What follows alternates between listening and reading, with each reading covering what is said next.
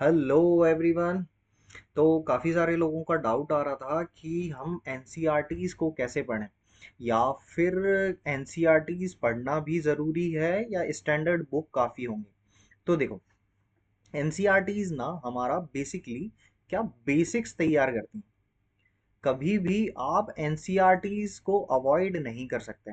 Even you are preparing for some exam, competitive exam, या फिर आप कोई स्कूल या फिर कहीं भी आप पढ़ना चाहते हैं या कुछ बेसिक नॉलेज गैदर करना चाहते हैं, उसके लिए एनसीईआरटीज़ तो मस्ट होती हैं।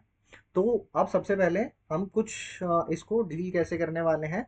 सबसे पहले में जानेंगे हम वाई एनसीईआरटीज़ आर इम्पोर्टेंट।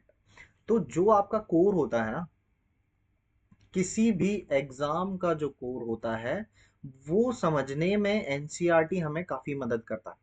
सबसे पहले, NCERTs are the core of any type of exam. Any means any type of exam, चाहे आप किसी कॉम्पिटिटिव एग्जाम, गवर्नमेंट एग्जाम की तैयारी कर रहे हो, इंक्लूडिंग यूपीएससी,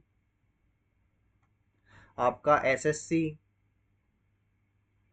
या फिर कोई भी एग्जाम ले लीजिए, इवन आप एनडीए या फिर कोई भी सीडीएस, ऐसे कोई भी एग्जाम की तैयारी कर रहे हैं, तो एनसीईआरटीज ना एक मेन रोल प्ले करती हैं। जैसे कि अक्सर कर आपने कोई भी यूपीएससी की तैयारी कर रहा है या फिर कोई यूपीएससी का टीचर है, उसे अक्सर कर बोलते हुए सुना होगा कि आपकी एनसीईआरटीज आप पहले प्रिपेयर कर लीजिए। अगर आप प्रिपरेशन की स्टार्टिंग फेज में हैं, तो सबसे पहले एनसीईआरटीज पढ़ने को बोला जाता है। ठीक है। या फिर आपका कोई मान लीजिए बैंकिंग एग्जाम हो,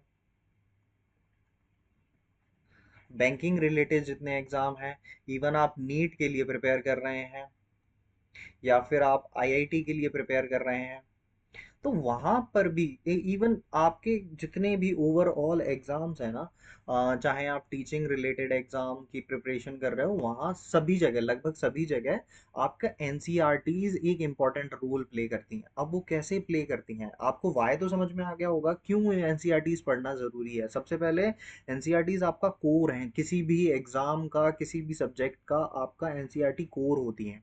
चाहे आप किसी गवर्नमेंट एग्जाम के लिए प्रिपेयर कर रहे हो, नीट, आईआईटी, जेई, कोई बैंकिंग एग्जाम हो, या फिर कोई टीचिंग एग्जाम हो, किसी भी प्रकार का कोई भी एग्जाम है, तो एनसीईआरटीज आपका कोर प्रिपेयर करके देती हैं। आपको कोई भी टॉपिक समझने के लिए कुछ बेसिक टर्म्स या बेसिक नॉलेज की जरूरत होती है, वो आपको ना एनसीईआरटीज से मिलती है। समझ में आ गया इतना? तो एनसीईआरटीज आपका किसी भी एग्जाम के लिए बहुत इंपॉर्टेंट होती हैं। अब दूसरा सवाल आता है कि व्हेन, यानी एनसीईआरटीज को कब पढ़ा जाना चाहिए। एनसीईआरटीज को पढ़ने का कोई भी राइट समय हम नहीं बता सकते।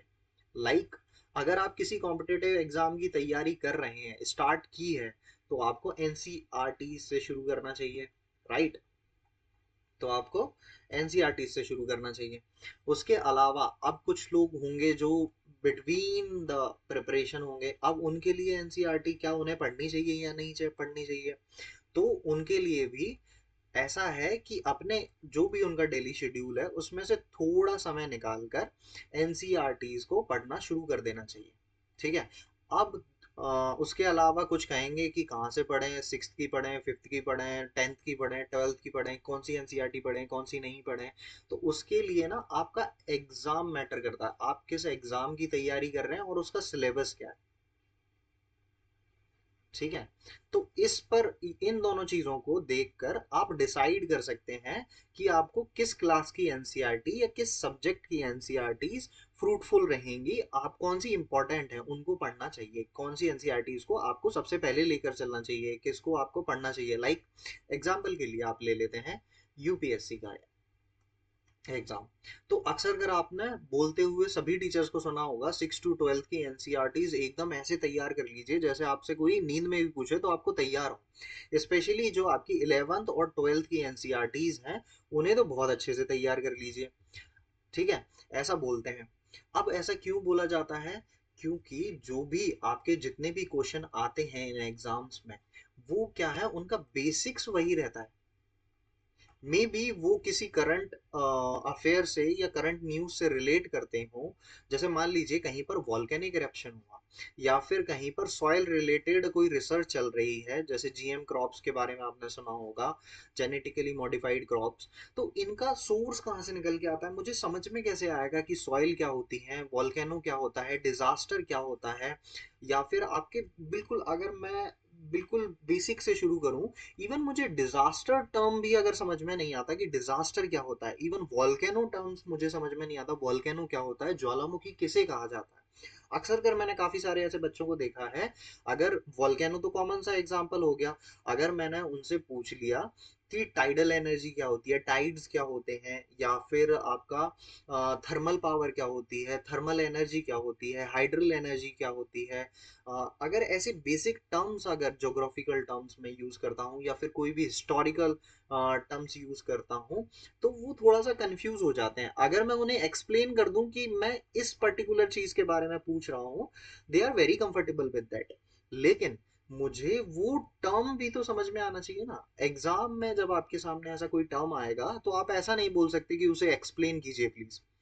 वो टर्म आपको वहीं समझ के उसके बेसिस पे आंसर करना पड़ेगा ना, राइट। या फिर वो कॉन्सेप्ट आपको दिया होगा, जैसे मॉनसून का कॉन्सेप्ट है, तो अब आपको पूरा मॉनसून का कॉन्सेप्ट भी तो समझ में आना चाहिए कि इंडिया में बारिश हो रही है, किस समय कैसी बारिश हो रही है, कब आने वाली है, कौन सा मॉनसून का पीरियड होता है, जल्दी हो रही है या कम हो रही है, क्लाउड्स कैसे होते हैं, क्लाउड फॉर्म कैसे होते हैं, या क्लाउड फॉर्मेशन क्या किस पर डिपेंड करता है, हमें स्काई ब्लू कलर क्या क्यों दिखाई दे रहा है, हमारे प्लैनेट्स 8 ही क्यों हैं, या फिर सबसे बड़ा प्लेनेट कौन सा है।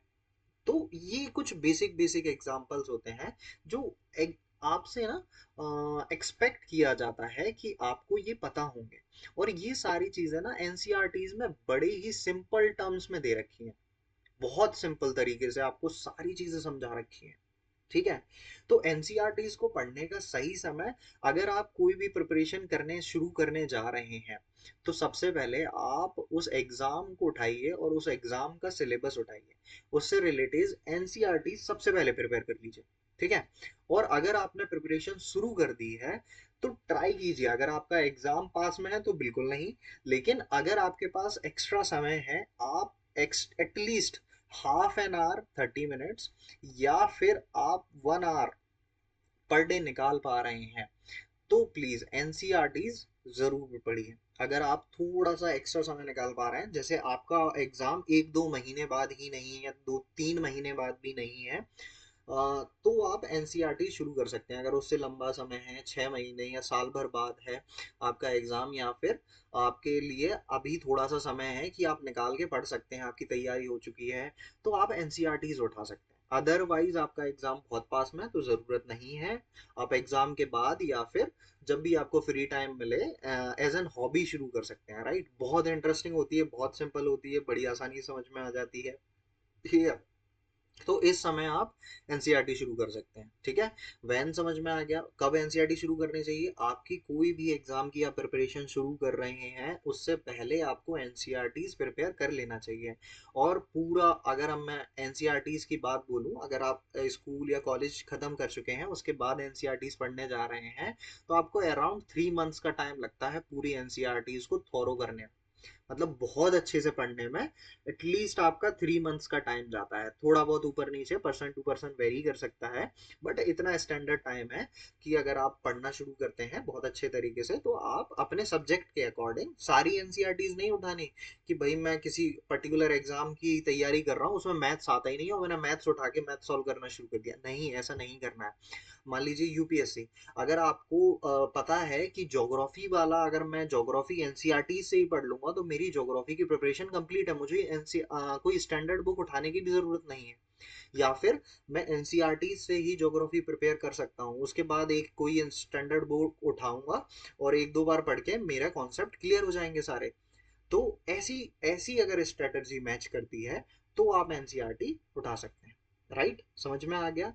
तो या तो आप अपनी कोई भी प्रिपरेशन शुरू करने से पहले एनसीईआरटी शुरू कर सकते हैं, अगर आपके पास थोड़ा एक्स्ट्रा समय, आपका एग्जाम दूर है, तब आप एनसीईआरटी उठा सकते हैं। लेकिन फिर से बता रहा हूँ कि आप एग्जाम और एग्जाम के सिलेबस को देखकर अपनी एनसीईआरटीज का सिलेक्शन करेंगे, राइट। ये मैं आपको आने वाली वीडियोस में भी बताऊंगा, उसके लिए आप सब्सक्राइब कर सकते हैं। और आगे बने रह सकते हैं। जब मैं सभी एग्जाम्स का एक एक करके जब सिलेबस और उनके एग्जाम का शेड्यूल, एलिजिबिलिटी, ये सारी चीज़ें डिस्कस करूंगा, तब मैं आपको बताऊंगा कि उस क्लास के लिए या फिर उस एग्जाम के लिए उस पर्टिकुलर चीज़ के लिए आपको कौन सी एनसीईआरटीज पढ़नी चाहिए, उसमें मैं और डिटेल से बता दूंगा। आई होप आपको वैन समझ में आ गया होगा। अब आते हैं अपने थर्ड क्वेश्चन पे, जो कि होता है हाउ, कि एनसीईआरटीज कैसे पढ़ें। सबसे बड़ा काफी लोगों के दिमाग में ना काफी डाउट रहता है कि क्या कैसे पढ़नी चाहिए, उठाएं और पढ़ना शुरू कर दें, या फिर कोई एक पर्टिकुलर तरीके से हम एनसीईआरटीज को पढ़ना शुरू करें। देखिए, तो बाय द वे पहले ही बता देता हूँ मैं ये सारी चीजें, कि ये ना अकॉर्डिंग टू मी है। मतलब आपको अगर ये जो मैं चीजें बता रहा हूँ अगर वो आपको सूट करती हैं तो आप कर सकते हैं, अदरवाइज आपको लगता है नहीं मैं कुछ और बेटर तरीके से कर सकता हूँ, तो वो आप भी फॉलो कर सकते हैं, कोई उसमें इश्यू नहीं है। पर्सन टू पर्सन वेरी करता है कि वो कैसे अपने कॉन्सेप्ट को या फिर कैसे वो चीज़ों को समझना चाहता है या कैसे लेकर चलना चाहता है, अपने टाइम के अकॉर्डिंग और अपनी अंडरस्टैंडिंग के अकॉर्डिंग, राइट। ठीक है, तो वो अपने हिसाब से लेके चल सकता है। एक स्टैंडर्ड वे बता देता हूँ। अगर आपने एनसीईआरटीज पढ़ना शुरू किए हैं, अगर आपने अभी तक शुरू कर दी हैं तो वेल एंड गुड, अगर नहीं की हैं तो आप ना बेसिकली एक रीडिंग से शुरू कर सकते हैं। ठीक है, सिंपल रीडिंग से, क्योंकि इंटरेस्ट जनरेट करना किसी भी टॉपिक के लिए बहुत ज़रूरी होता है। जब आपको एक बेसिक रीडिंग से इंटरेस्ट जनरेट हो जाएगा, कुछ इंपॉर्टेंट टॉपिक्स भी लगेंगे, उन्हें भी आप बीच में मार्क कर सकते हैं जस्ट जनरली, कि हाँ ये कुछ इंपॉर्टेंट है, ये समझ में आ रहा है और आगे भी मुझे पढ़ना पड़ेगा इसे दोबारा, कुछ ऐसे इंपॉर्टेंट मार्क कर सकते हैं। तो शुरुआत आप बेसिकली सिंपल रीडिंग से कर सकते हैं। ठीक है, समझ में आ गया, क्लियर है इतना। फिर उसके बाद आप क्या करेंगे, अपनी कॉन्सेप्ट बिल्डिंग करना शुरू करेंगे। जब एक बार आपने रीड कर ली होगी ना, जब आप दोबारा रीड करने आएंगे तो आप कॉन्सेप्ट बिल्ड करना शुरू करेंगे कि भाई इसके पीछे क्या कॉन्सेप्ट है। अच्छा, ये चीज मैंने पहले पढ़ी थी, ये कैसे एक दूसरे को रिलेट करते हैं। या फिर न्यूज में मान लीजिए आपका कोई सुनामी का टॉपिक आ गया, या फिर आपका वॉल्केनिक इरप्शन का कोई टॉपिक आ गया, तो उसको कॉन्सेप्ट बिल्ड करेंगे कि हाँ मैंने वहां पढ़ा था कि वॉल्केनो कैसे आता है, अब उसे रिलेट करके पढ़ना शुरू करेंगे। ठीक है, तो आपको यहाँ से यहाँ पहुंचना है। तो पहले बेसिक रीडिंग शुरू करेंगे, रीडिंग करने के बाद आप कॉन्सेप्ट क्लियर करेंगे, आपने किसी भी टॉपिक को जो आप पढ़ रहे हैं। कॉन्सेप्ट बिल्ड जब होना शुरू हो जाएगा, कॉन्सेप्ट बिल्ड हो गया, फिर आपको जरूरत पड़ेगी नोट्स की। तो ये person to person again very करेगा। अगर आप नोट्स बनाना चाहते हैं वेल एंड गुड, नहीं बनाना चाहते हैं ऑल्सो वेल एंड गुड। अगर आपके पास पहले से ही नोट्स अवेलेबल हैं तो भी वेल एंड गुड। ठीक है, तो नोट्स की भी जरूरत पड़ेगी। तो नोट्स बच्चों ना, आपको ना शुरुआत में नोट्स नहीं बनाने हैं, प्लीज। मैं आपको पहले ही बता रहा हूँ, शुरुआत में नोट्स नहीं बनाने हैं, क्योंकि शुरुआत जब हम करते हैं ना तो हमें पता नहीं होता, हमें लग रहा होता है कि ये भी इंपॉर्टेंट है, ये भी इंपॉर्टेंट है, ये भी इंपॉर्टेंट है। What if I will give you only one option, कि आप ना इन तीनों में से एक पिक कीजिए, तो आपको शुरू में नहीं समझ में आएगा। आपके एग्जाम के अकॉर्डिंग इंपॉर्टेंट सारी चीजें होती हैं, लेकिन आपके एग्जाम की डिमांड क्या है, आप कैसे कैसे नोट्स प्रिपेयर करेंगे कि आपको at the end exam qualify करना है। Knowledge is good, but at the end motive हमारा नॉलेज के अलावा एग्जाम क्वालिफाई करना है। तो एग्जाम क्वालिफाई करने के लिए आपको उस एग्जाम के अकॉर्डिंग आपको नोट्स प्रिपेयर करना है। क्लियर है इतना। एक सिंपल पहले रीड करेंगे, जस्ट एनसीईआरटीज को रीड कर लीजिए बस। आप रीड करने के बाद कॉन्सेप्ट बिल्ड करेंगे कि हाँ भाई मेरे एग्जाम के अकॉर्डिंग ये इंपॉर्टेंट चीज है। फिर आप आएंगे उसमें नोट मेकिंग में। तो नोट मेकिंग में अपने एग्जाम के अकॉर्डिंग आप उसके नोट्स प्रिपेयर कर लेंगे। और सभी क्लासेस के नोट्स नहीं बनाने हैं, पहले ही बता दे। कुछ ना कुछ एनसीईआरटीज होती हैं जो आपको पढ़ के याद रहेंगी। अब आप बैठ गए, आप कर रहे हो किसी बड़े लेवल एग्जाम की तैयारी, या फिर कुछ अच्छे लेवल की एग्जाम की तैयारी, तो आप सिक्स क्लास के एनसीईआरटीज के नोट्स बनाने बैठे, तो आपने काफी सारा समय तो ऐसे ही बिता दिया। मतलब एक लंबा समय आपने नोट्स बनाने में ही निकाल दिया, जो कि इतने इंपॉर्टेंट नहीं है। हाँ, उसमें कुछ इंपॉर्टेंट टर्म्स देखने को मिल सकती हैं, कोई एक आध दो पाँच 10 20 कुछ इंपॉर्टेंट कॉन्सेप्ट्स देखने को मिल सकते हैं, तो बस आप वो वहां से पिक कर लेंगे, राइट। मान लीजिए आपको प्लैनेट्स के बारे में ही देखने को मिलेगा, ठीक है, तो वो प्लैनेट्स वाला टॉपिक ऐसा है जो आपको जनरली लगभग आता है, तो उसके नोट्स बनाने की जरूरत नहीं है। लेकिन आप उसमें कुछ ऐसा फैक्ट देखते हैं जो आपको पहले नहीं पता था, और आपको लगता है कि ये आसानी से मैं भूल जाऊंगा अगर मैंने दोबारा रिवाइज नहीं किया, या लंबे समय तक मुझे याद रखना है, तो मुझे ये लिख लेना चाहिए। तो आप ऐसे पॉइंट्स लिख सकते हैं, राइट। ऐसे पॉइंट्स अपने नोट्स में मेंशन कर सकते हैं, but not everything, mark my words, not everything. कुछ ऐसे फैक्ट्स या कुछ ऐसी इंफॉर्मेशन जो आपको इंपॉर्टेंट लगती है, आगे फ्यूचर में भी काम आएगी, वो चीजें आप ले सकते हैं, लेकिन सारी चीजें नहीं उठाएंगे वहां से, ठीक है। कि यहाँ से हम प्लैनेट्स के नाम भी उठा लेते हैं, अच्छा कौन सा बड़ा प्लैनेट है, कौन सा छोटा प्लैनेट है, कि ब्लू प्लैनेट किसे कहते हैं, ऐसे नहीं उठाना। ये सारी चीजें बेसिक्स होती हैं, जब आप एक दो बार तीन चार बार जो किसी भी एग्जाम की प्रिपरेशन करेंगे, तो आपको बार बार एनकाउंटर होते रहेंगी, तो आपको पता रहेगा, ठीक है। क्लियर है इतना, समझ में आ गया। तो पहले सिंपल रीडिंग करेंगे अपन, सिंपल रीडिंग के बाद क्या करेंगे, कुछ कॉन्सेप्ट्स बिल्ड करेंगे, फिर नोट्स बनाएंगे। इन तीन तीन लेवल पे अपन चलने वाले हैं। तो अब इसको फर्दर डिवाइड करना चाहें तो हम क्या करेंगे, पहले सबसे पहले क्या होगा, हमारा सबसे पहला काम होगा सेलेक्ट दी राइट, मैं मार्क कर रहा हूं राइट, आपके एग्जाम के अकॉर्डिंग पहले तो सिलेक्शन कर लीजिए कि कौन सी एनसीईआरटीज आपको पढ़नी है, ठीक है। फिर उसके बाद आएंगे, कहां से शुरू करेंगे, स्टार्ट फ्रॉम बेसिक्स। अगर आप चाहें तो लिख भी सकते हैं, तो बेसिक्स से स्टार्ट करेंगे। थर्ड, रीड एक्टिवली, मतलब आप पूरे फुल फोकस के साथ रीड करेंगे उसे। फोर्थ,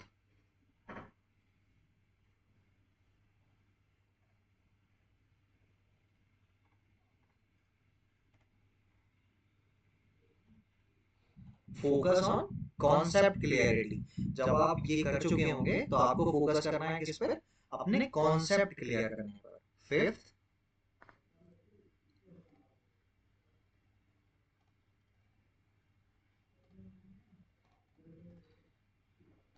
फिर आप प्रैक्टिस करेंगे क्वेश्चंस को, फिर आप नोट्स बनाएंगे, ठीक है।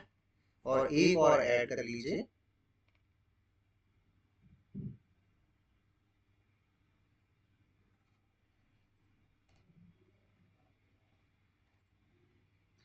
रेफरेंस, ठीक है। तो ये सात चीजों को आपको लेकर चलना है। सबसे पहले राइट एनसीईआरटी का सिलेक्शन, कि आपके एग्जाम के लिए कौन सी एनसीईआरटी इंपॉर्टेंट है। सेकंड, बेसिक से स्टार्ट करेंगे, फिर पैसिव रीडिंग नहीं करेंगे, एक्टिव रीडिंग करेंगे कि भाई समझ में आना चाहिए धीरे धीरे। अगर आपको चीजें धीरे धीरे समझ में आती हैं, जैसे भी समझ में आती हैं, तो एक्टिवली रीड करेंगे, ठीक है। फिर क्या करेंगे, हम कॉन्सेप्ट क्लियरिटी पे फोकस करेंगे, ठीक है। जस्ट रीड करते हुए नहीं चले जाना, कॉन्सेप्ट क्लियर होना चाहिए। कोई भी आप टॉपिक पढ़ रहे हैं तो पहले देख लीजिए कि आपको कितनी नॉलेज है, बिल्कुल नहीं है तो फिर तो शुरू से पढ़ना ही है। लेकिन कुछ बेसिक नॉलेज है तो पढ़ने के बाद अपने आप को रिवाइंड जरूर कीजिए कि हाँ इसमें मैंने क्या क्या नया चीज पढ़ा जो मुझे पहले से नहीं पता था। फिर उसके बाद सबसे इंपॉर्टेंट होता है क्वेश्चन प्रैक्टिस करना। अगर आप ये चीज नहीं करते हैं तो आपके डाउट्स जो है ना वो कभी क्लियर नहीं होंगे, अगर आपने क्वेश्चन प्रैक्टिस नहीं किए हैं। क्वेश्चन प्रैक्टिस करने से पता चलता है कि आपको टॉपिक कितना अच्छे से आता है, कितनी मेहनत की और ज़रूरत है, या मुझे वो जो हम पढ़ के आ चुके हैं वो दोबारा पढ़ने की ज़रूरत है, या फिर मेरा टॉपिक कंप्लीट हो चुका है। फिर उसके बाद नोट्स, फिर आप अगर किसी कॉम्पिटेटिव एग्जाम की तैयारी कर रहे हैं, फिर उसके बाद अगर आप रेफरेंस बुक उठाएंगे, कोई भी रेफरेंस बुक उठाएंगे, आपने कोई भी रेफरेंस बुक उठाई, जनरली अगर किसी व्यक्ति को वो रेफरेंस बुक कंप्लीट करने में 1 मंथ लग जाता है ना, तो you will complete in in 10 to 15 days, में आप कंप्लीट कर लेंगे। क्यों? क्योंकि आपके डाउट्स ही नहीं होंगे, आधे डाउट्स आपकी, आधे नहीं बल्कि 80% डाउट्स आपकी एनसीईआरटी से, more than 80%, even more than 80% doubts आपकी एनसीईआरटी से ऑलरेडी क्लियर हो चुके होंगे। समझ में आया? क्लियर है इतनी सारी चीजें? आई होप अभी तक समझ में आ गया होगा। तो ये चीज आप फॉलो कर सकते हैं। क्लियर है इतना? समझ में आ गया? ठीक है। एक बार और बता देता हूँ सारी चीजें। सबसे पहले वाई।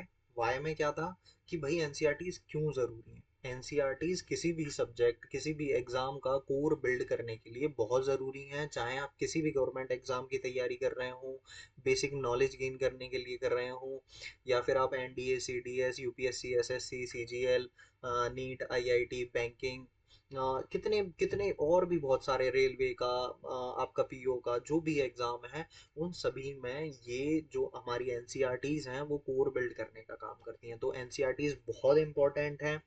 फिर उसके बाद हमने पढ़ा व्हेन, कब सही समय होता है एनसीईआरटीज पढ़ने का। तो एग्जैक्टली exactly कोई सही समय नहीं होता है एनसीईआरटीज पढ़ने का, जब जागो तभी सवेरा टाइप्स होता है। तो अगर आपका एग्जाम में काफी टाइम है तो वेल एंड गुड है, आप एनसीईआरटीज उठा के सबसे पहले उन्हें क्लियर कर सकते हैं। ठीक है। अगर आपके एग्जाम में थोड़ा बहुत समय बचा है तो आप उसके अकॉर्डिंगली मैनेज कर सकते हैं। और प्लीज, मैं एक चीज और नोट करवा देता हूँ, one book at a time. ठीक है। One book at a time का मतलब होता है कि काफी सारे बच्चे देखे हैं मैंने कि जाएंगे मार्केट, हाँ 6 to 12 की ये सब्जेक्ट की सारी एनसीईआरटीज दे दो। ऐसा बिल्कुल नहीं करना है, प्लीज। अच्छा, जो लोग डिसिप्लिन हैं और बहुत एक्सट्रीम लेवल पे डिसिप्लिन है, आई नो सभी लोग एक जैसे नहीं होते, लेकिन जो एक्सट्रीम लेवल पे डिसिप्लिन है वो ला सकते हैं। लेकिन अपना शेड्यूल पहले से ही डिसाइड कर लीजिए कि मैं इतने टाइम में ये एनसीईआरटी खत्म कर दूंगा, इतने टाइम में ऐसे ऐसे। लेकिन I suggest you, on my personal experience, one book at a time. क्योंकि ना वो आपको ना बर्डन फील नहीं कराती। जब आपके सामने होती है एक छोटी सी बुक और फिर आपको लगता है इसे ही तो कंप्लीट करना है, just one book at a time वाले कॉन्सेप्ट पे रहिए। एक बुक एक बार में कंप्लीट करनी है, 10 बुकें उठा के नहीं रखनी है कि मुझे ये भी पढ़नी है वो भी पढ़नी है। तो फालतू का मेंटल प्रेशर क्रिएट नहीं करना। One book at a time, एक बार जाइए मार्केट में, थोड़ा बहुत एक्स्ट्रा पैसा भी खर्च होता है, नो डाउट, कोई दिक्कत नहीं है। खरीद के लाइए, इंपॉर्टेंट मार्क कीजिए, उसे पढ़िए, फिर उसके बाद दूसरी खरीदने जाइए। और अगर आपको सारी ही चाहिए तो ऑनलाइन सारी बुक्स अवेलेबल हैं। आप एनसीईआरटी की वेबसाइट पर जाएंगे तो सारा का सारा एनसीईआरटी पीडीएफ फॉर्म में फ्री में अवेलेबल है, तो वहां से भी कर सकते हैं जो नहीं खरीदना चाहते। ठीक है। फिर उसके बाद अपन ने पढ़ा हाउ के एनसीईआरटी कैसे पढ़ेंगे। तो सिंपल, आपको रीडिंग करनी है सबसे पहले। अगर आपने एक भी बार नहीं पढ़ी है, अगर आपने पढ़ी है तो आप कॉन्सेप्ट और नोट्स पर आ सकते हैं। तो रीडिंग करने के बाद हमारा सेकंड जो होगा कॉन्सेप्ट बिल्डिंग का होगा। फिर उसके बाद हम नोट्स पे आएंगे। ठीक है। ये समझ में आ गया। फिर उसके बाद आपको कुछ मैंने प्रोसीजर बता दिए कि पहले सिलेक्ट कर लीजिए, बेसिक से शुरू कीजिए, एक्टिवली रीड कीजिए, कॉन्सेप्ट पे फोकस कीजिए, फिर क्वेश्चन प्रैक्टिस कीजिए, उसके बाद नोट्स बनाइए। और फिर आप जिस भी एग्जाम की तैयारी कर रहे हैं उसकी रेफरेंस बुक्स, उस पर्टिकुलर सब्जेक्ट की रेफरेंस बुक आप उठा सकते हैं। और फिर आप पाएंगे कि आपने एनसीईआरटीज की बदौलत आपकी रेफरेंस बुक आप बाकियों से आधे टाइम में या उससे भी कम टाइम में कंप्लीट कर लेंगे। और आपके बहुत सारे कॉन्सेप्ट ऐसे होंगे जो ऑलरेडी क्लियर हो चुके हैं। समझ में आया? तो एनसीईआरटी बहुत इंपॉर्टेंट है। पढ़ने का तरीका भी मैंने बता दिया। तो सिंपली आपको कुछ नहीं करना है, स्टार्ट करनी है 6 से 12 तक की एनसीईआरटी, सभी एग्जाम्स में काम आती हैं। और एक और चीज, अब एनसीईआरटीज हमने डिसाइड तो कर लिया कि हम एनसीईआरटी पढ़ने वाले हैं, इंपॉर्टेंट है सभी एग्जाम्स के लिए, ये भी समझ में आ गया। लेकिन अब कौन कौन सी एनसीईआरटी बहुत इंपॉर्टेंट होती हैं, किन के नोट्स हमें बनाना ही चाहिए, और या फिर किन को मल्टीपल टाइम्स रीड करना चाहिए, तो इनको ना हम 3 स्लॉट्स में डिवाइड कर लेते हैं, 6 to 8, 9 to 10 और 11th to 12th। ठीक है। अब जो 6 to 8 तक की एनसीईआरटीज होती है ना बच्चों, वो ना आपके बहुत ही बेसिक्स होती हैं। तो इनके नोट्स आप चाहें तो बना सकते हैं, नहीं चाहें तो अवॉइड कर सकते हैं। ठीक है। तो यहाँ पर आप ना 1 to 2 टाइम पढ़कर छोड़ सकते हैं, क्योंकि यहाँ पर ऐसी काफी सारी चीज होती हैं जो आपको 9th 10th की एनसीईआरटी पढ़ने का कोर बिल्ड कर देती हैं। ठीक है। तो जब आप 9-10 की जब ये बेसिक्स कंप्लीट करके आएंगे तो 9-10 की एनसीईआरटीज का कोर आपका बिल्ड हो चुका होगा। इन एनसीईआरटीज को आपको बहुत ही ध्यान से बहुत ही अच्छे तरीके से पढ़ना है। आप चाहें तो इन एनसीईआरटीज के नोट्स भी बना सकते हैं, चाहें तो, ठीक है, इनके नोट्स बना सकते हैं।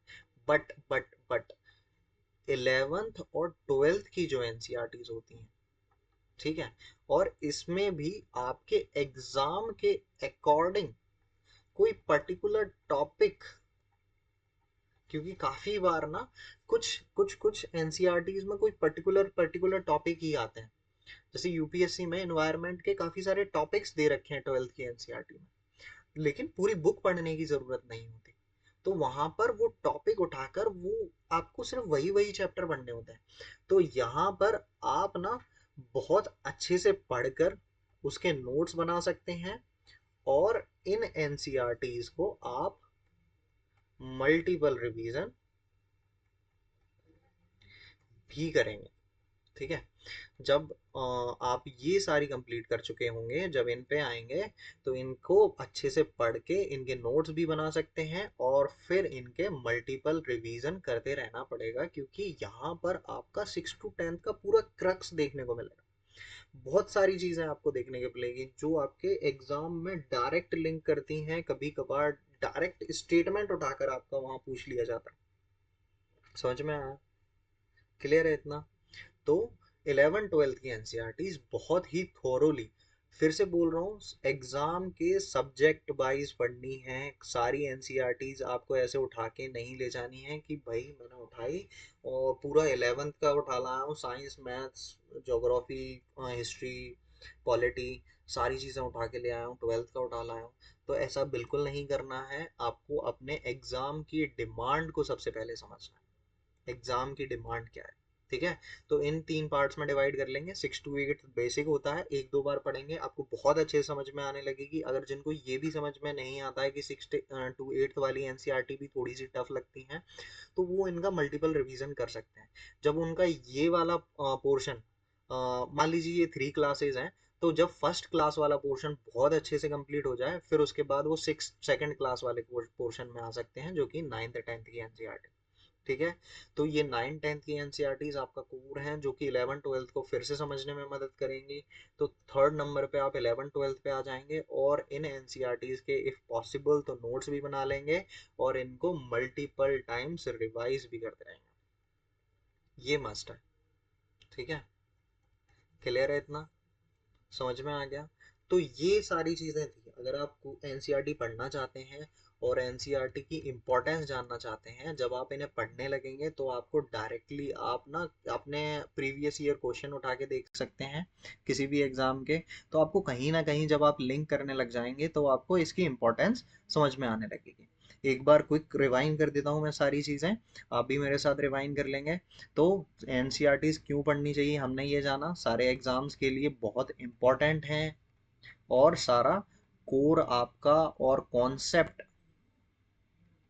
बिल्ड करने में ये हेल्प करती हैं। इसीलिए हमारी एनसीईआरटीज बहुत इंपॉर्टेंट है।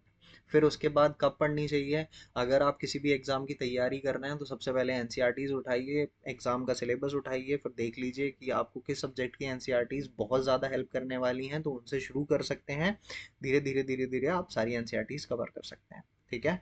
फिर उसके बाद हाउ, कैसे एनसीईआरटीज पढ़नी चाहिए, तो हमने पहले ही बता दिया कि सिंपल रीडिंग से शुरू करना चाहिए। जब आप सेकंड टाइम आएंगे तो कॉन्सेप्ट बिल्ड करने पर, और फिर थर्ड टाइम पे आप अपने नोट मेकिंग शुरू कर सकते हैं, ठीक है।